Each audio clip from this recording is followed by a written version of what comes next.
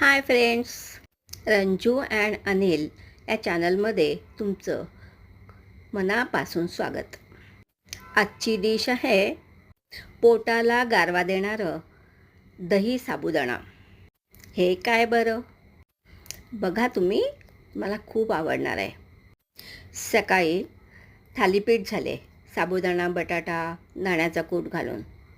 मग रात्री असं साधं बनवलं आहे, पोटाला त्रास नको.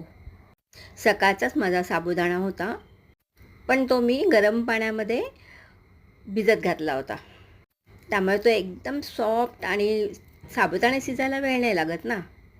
तो वाटीभर साबुदाणा घेतला, मस्त गोडसर दही घातलं, थोडे दाणे घातले, बटाटा घातला उकडलेला आणि चवीनुसार साखर, मीठ, कोथिंबीर सर्व घालून खूप छान मिक्स केलं.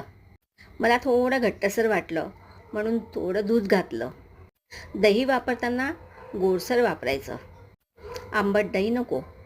वरून छान डाळिंब घातलं, त्यामुळे ते एवढी सुंदर दिसत होती ना.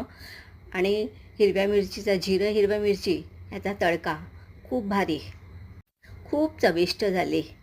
तुम्हीसुद्धा बनवा. आणि असं काही नाही उपवासालाच बनवली पाहिजे, कधीही बनवू शकतो.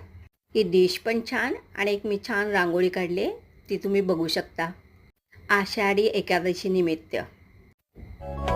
कर्म करता चल सदा, सोच मत तू फल सदा. कर्म करता चल सदा, सोच मत